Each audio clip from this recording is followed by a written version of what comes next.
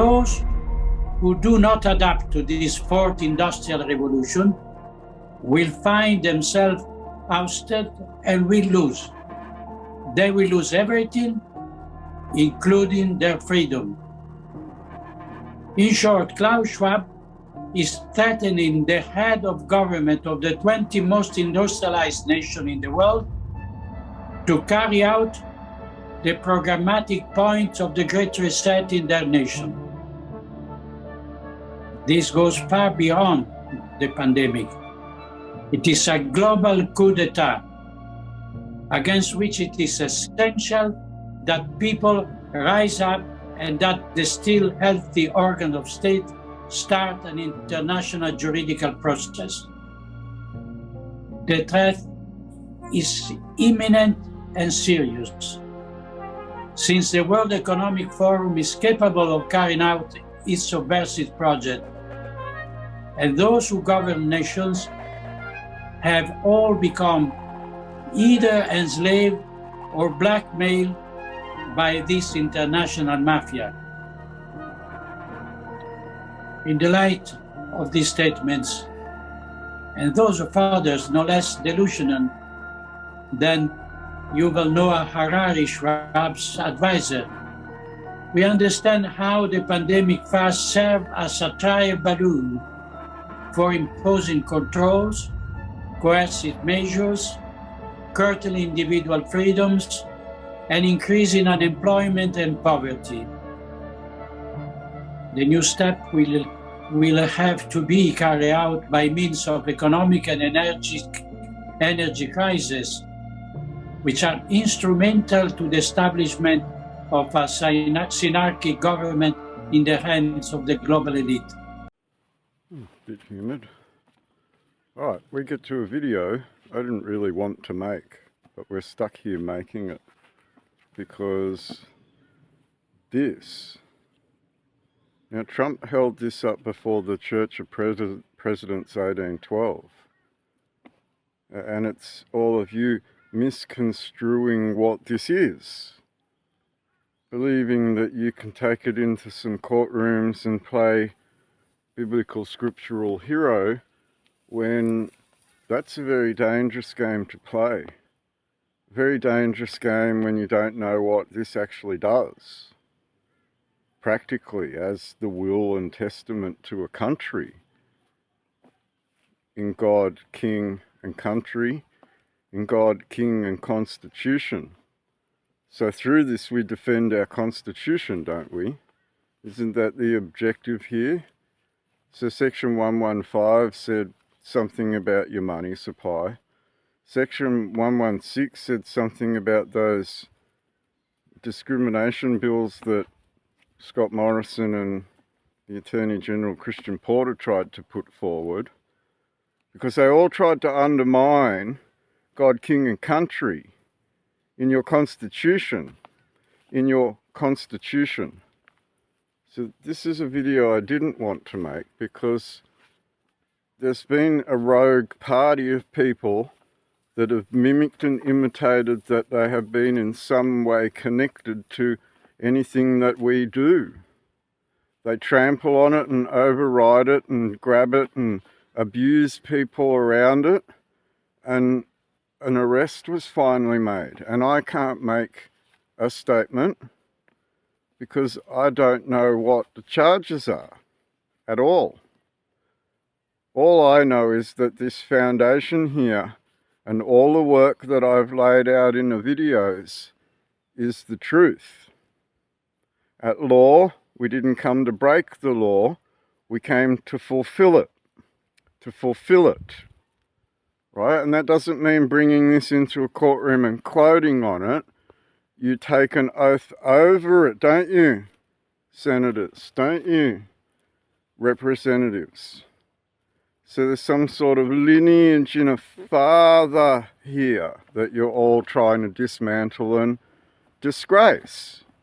That father in those Anzac that appears on that money while you all play digital money games around the world right now.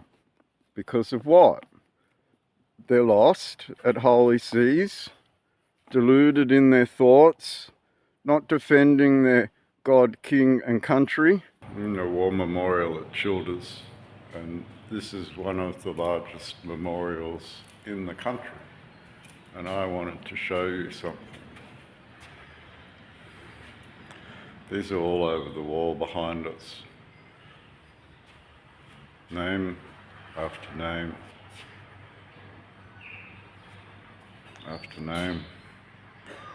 And if we look around, a whole wall.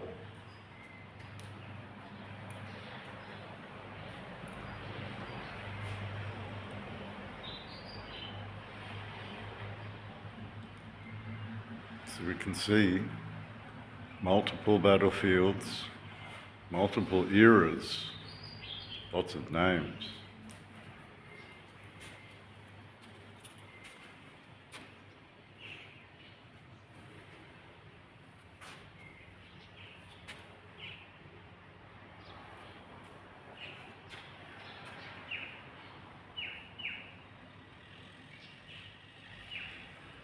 Larger than most towns, because almost 800 men served from these towns alone.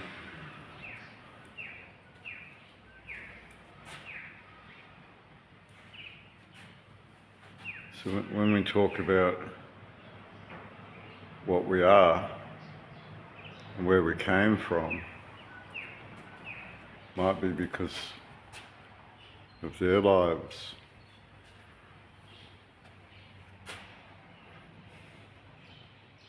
Because of these men. You need to stop and think. You need to stop and look. You need to remember, lest ye forget what all of these men did.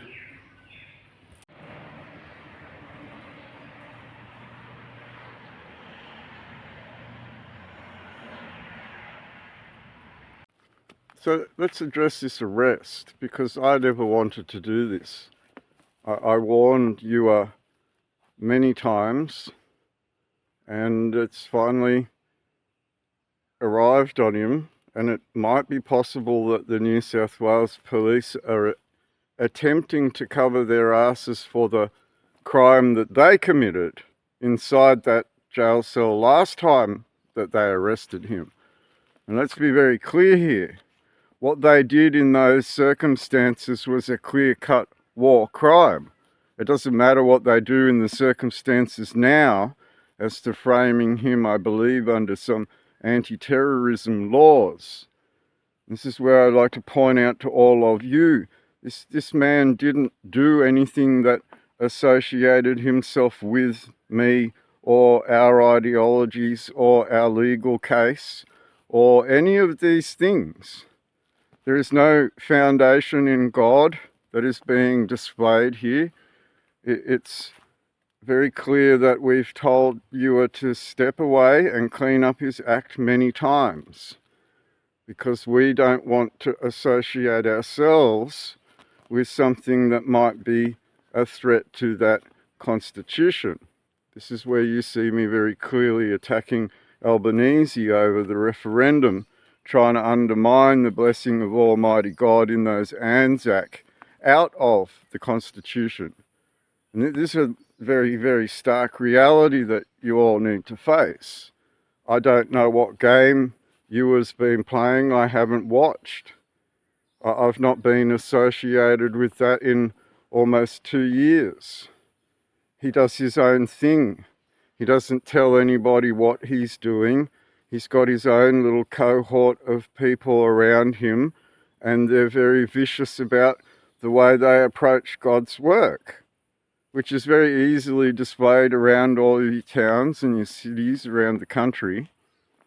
And you can go and see some very special things if you know what to look for.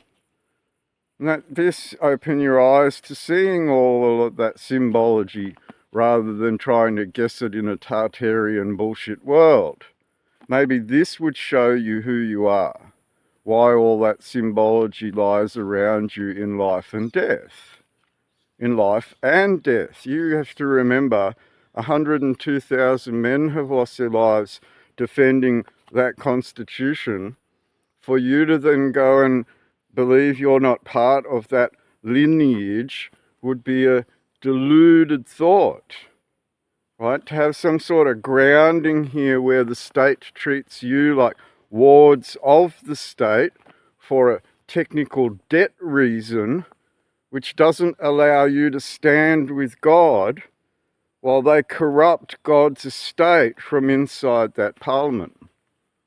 So we have shown you some very critical things at law that display command responsibility in the matter, and there is no responsibility over Ewa. He is the leader of his own whatever he does. We don't know anything about it. We don't know who he associates with. We've told him to stop. We've told him to look. We've told him to go to the Anglican Church and hand out food just to see what the poor actually look like. We've asked him to do a lot of things that relate around the church of your choice rather than just the Anglican Church, because all these things are founded in a stone in your very town, aren't they? And it doesn't really matter what faith you are if you believe in your town, right? So we have this vilification stuff that has been put out in legislation, asking you all to hate on each other and then trying to trip you up when you do. The state designed it that way so that when they trip you up, they can put a whole world of shit on you, a whole world of shit on your deluded ass, because you don't know who you are, forged in this. How it all came to be that constitution that you should defend in the first place. Right? If you go and join any RSL, they'll ask you to swear an oath to the Constitution, because that's defence. That comes before government. That comes before government because that allows government to govern. So those men are really not wards of state, are they? They should really be telling the government, no more bullshit, no more lying, follow the rules. Rule of law, right? Rule of law. Always rule of law. Rule of law. Let's have a look at rule of law for a second.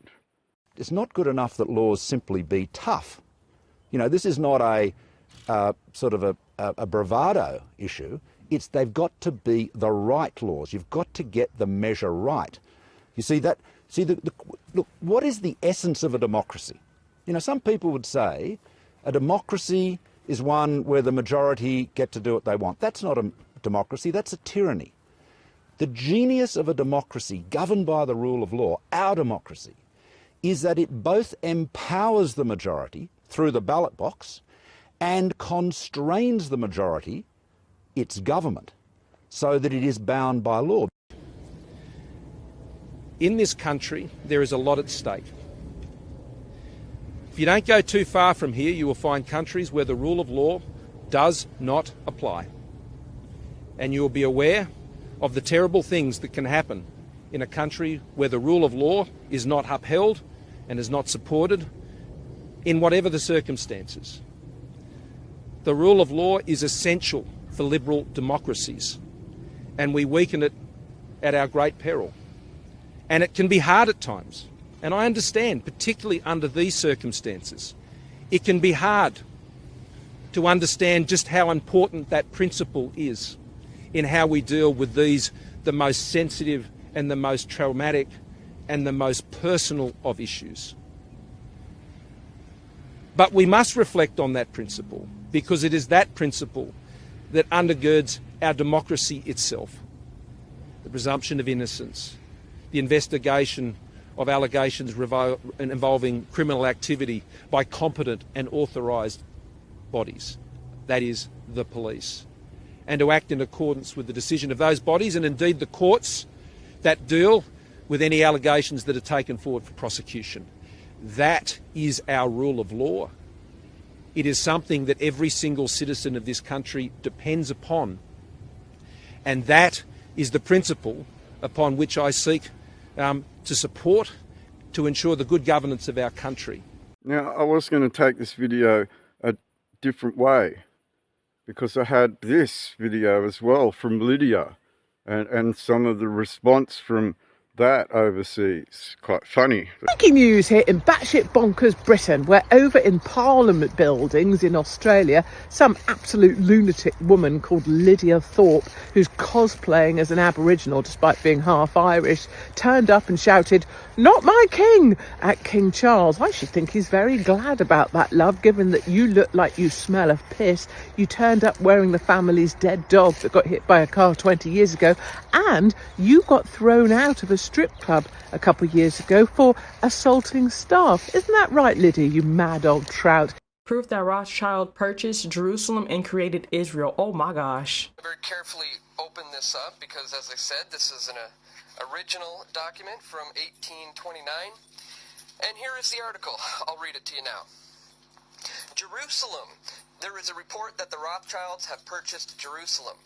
We see nothing improbable that in the pecuniary distress of the Sultan, he should sell some part of his dominions to preserve the rest, or that the Rothschilds should purchase the ancient capital of their nation.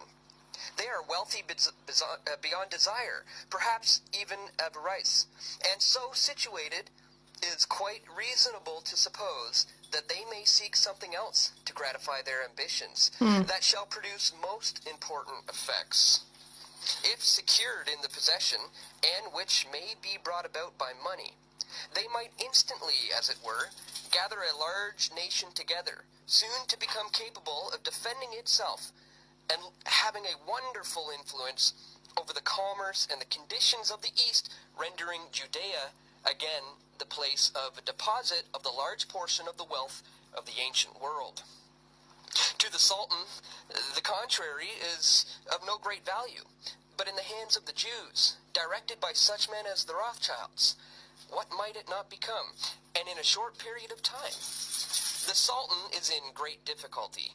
Baron Rothschild was proceeding to Constantinople, and a second rebuilding of the temple is not among some of the most strange things expected in these strange times by some of the Jews.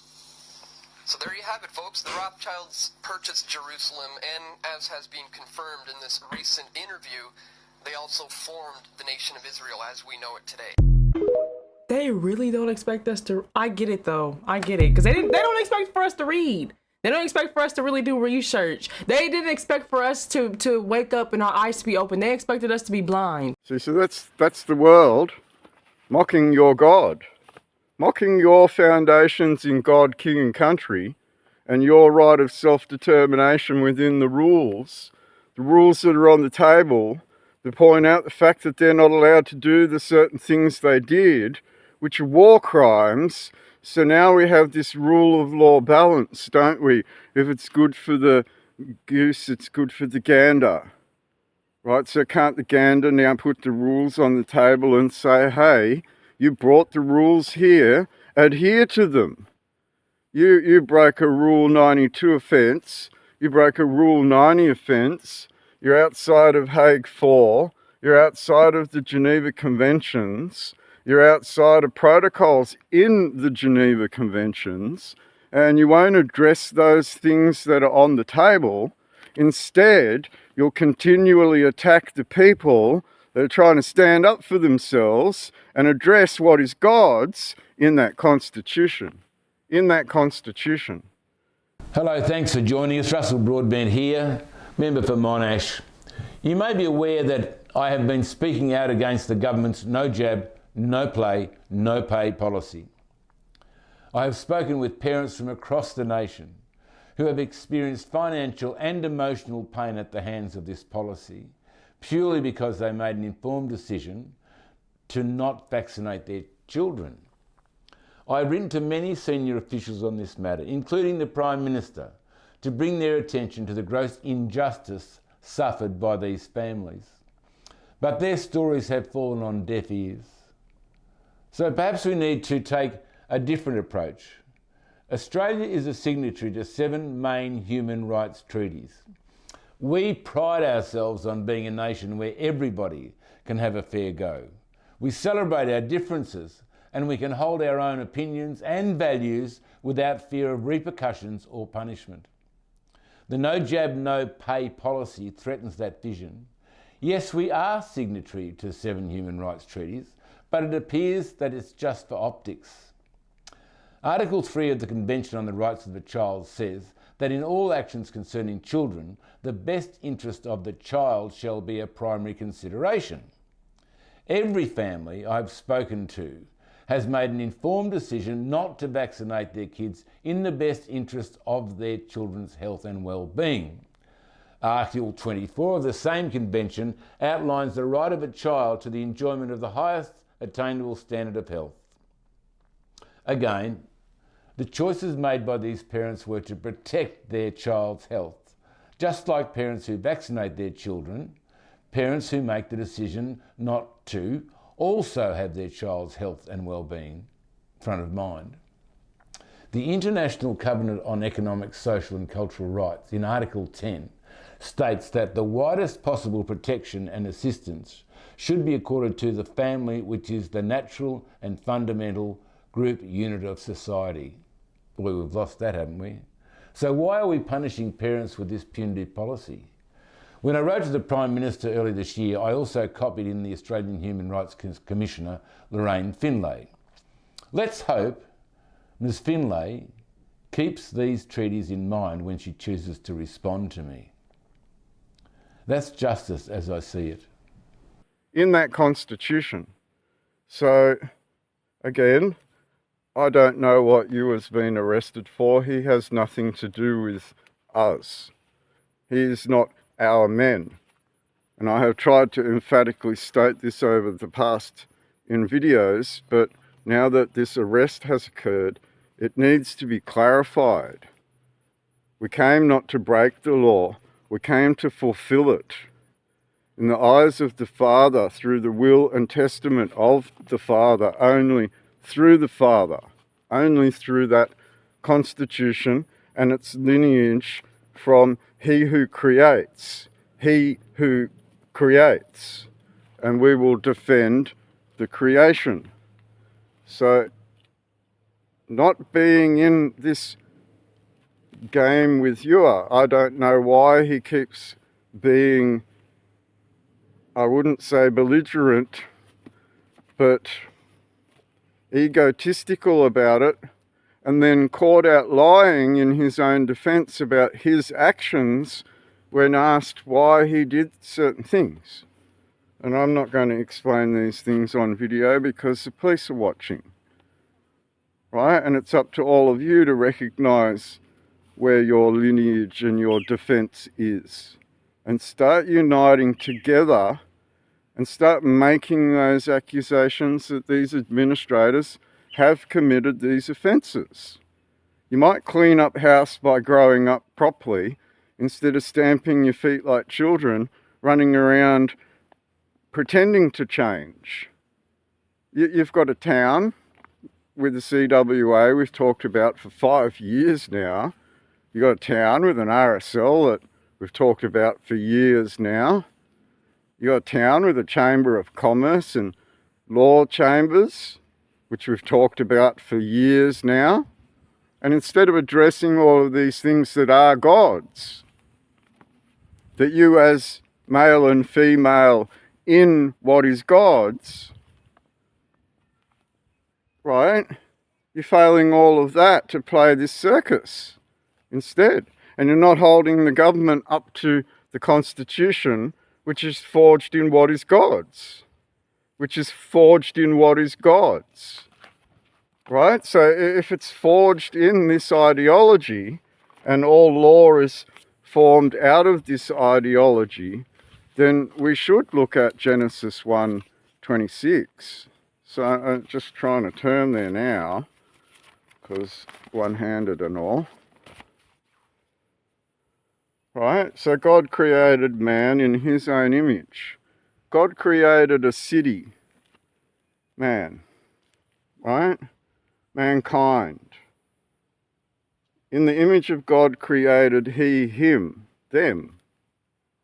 the male city, right? Male and female created he, them, the people, mankind of man, the city, the citizens of the city, according to English law, the citizens of the city, whereas you're all the citizens of some United Nations machine that has obligations at law.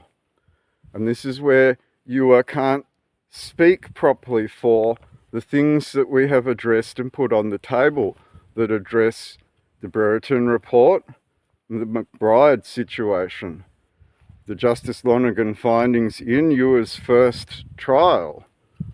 These things are very apparent and on the table and very clear when you can forge those foundations and define those things very specifically in law to be a line of authority in God, King and country, and to define how something was signed away by Robert Menzies way back in 1941.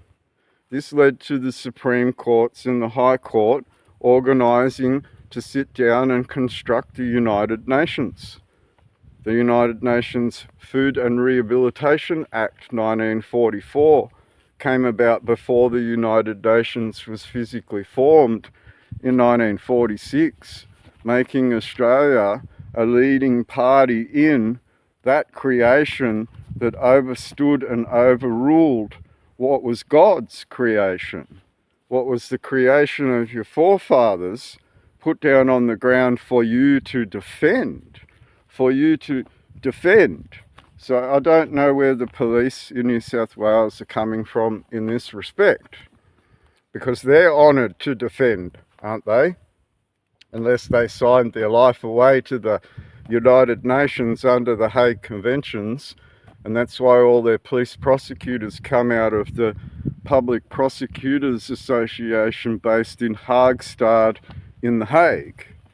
So the police prosecution operates for The Hague in your state of New South Wales in this respect, which brought the United Nations inspectors over to investigate the crimes that had occurred within those facilities, which we can speak very openly about. So we wait, we watch, because we know for a fact that as a kingdom, God, King and country, forged by our forefathers, we have a right, a birthright and a right of self-determination at law, where we can bring the law forward and stand as self-determined people that don't need to borrow all of those funds from the Reserve Bank all the time. Might minimise the problem in your country while we start to defend what this ideology is that forged this constitution in the first place and put that shrine of remembrance down in a king's domain in Melbourne in the very first. So this mind game that they're playing on you is very deep, and I'm warning all of you to steer clear of these false prophets, because there are things here that have been established before many people that can't argue with what I've laid out. It's the reason why the videos exist in their form, pointing the finger at the command responsibility in the matter, including the command responsibility in the New South Wales Police.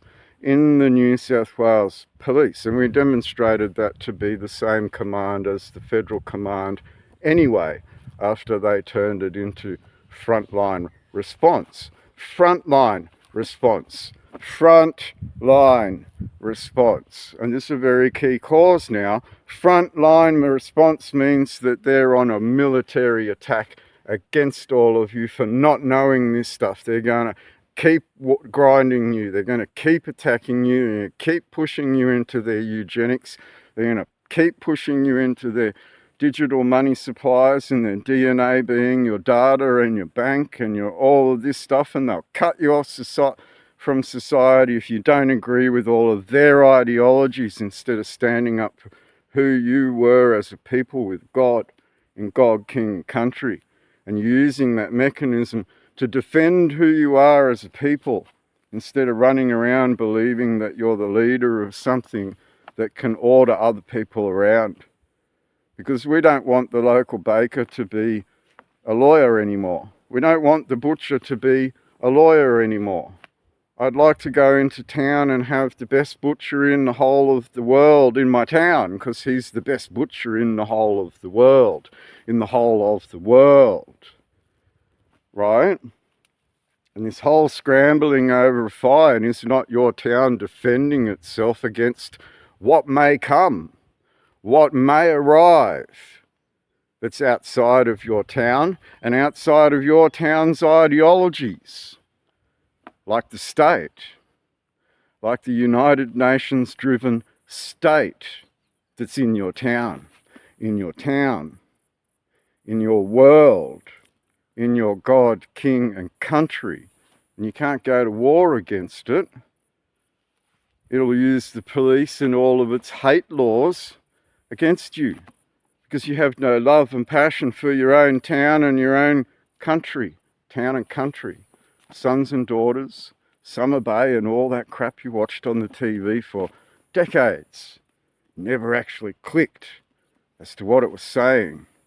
You should be like that, even though it's a laughable thing to watch. They were warning you. Love thy neighbour. They were warning you. Summertime. Luke.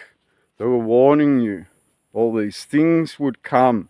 If you didn't get off your asses and change yourselves, instead of trying to drive people into joining groups and playing Facebook everything and being some sort of online hero that's inciting people to break the law, do the wrong thing, raise arms, go to some battle, instead of looking at what's being put on the table on your behalf. All that law stuff that points out a command responsibility in the matter that might draw all of this to a head in God, King and country, that might define something worldwide is going on, that might put these people and these players into a world of Epstein crap. And you don't think about all of this stuff while you run around being these local heroes. You haven't worked out that charity is greater than. So I don't know what to say. All I'd like to say is that God, King and country became very real, and that flag is the flag of your forefathers. And to have it tainted by the police and by certain people that have sought to sell it for profits and sought to use it for their own benefits in an attempt to pull a sword out of a stone without actually realizing what defending all of that actually meant as a people, a society, a town and country, to have all of these safe ideologies that you've seen a government and the Greens and the communists in the Labor try to undermine and take from you. Might be time to address it finally, instead of playing all of this, I'm not liable to this fine you gave me. We should instead be attacking all of them for issuing the fines in the first place. You'd never considered that this was human trafficking by a traffic notice to put you into sweat labour, to make you burn your sweat to pay off the state. To pay off the state that's linked to some sort of evil machine of monetary finance that likes to go to war in Ukraine and Israel and all those sorts of things, merely to drive it for profit. For profit, for profit, for profit, instead of what is God's, instead of what is God's. You're watching all your politicians divide your estate up, give it away, dismantle it because it is God's. And they prefer to just divvy it up amongst themselves in this little commercial machine that isn't God's. And there's the problem there. So I'm not asking you to go and do all of this behaviour that Ewa has been doing. And Ewa is not part of this kingdom in the respect that he has any authority in the matter. It's very clear that these faculties don't exist when one tries to speak for oneself, let alone everyone else in the matter, through God's work. That might mean defending all of you, the population, from war criminals, people that have done heinous things to you, that deserve to be accountable for those things. They did to all of you. They did to all of you. They did to all of you.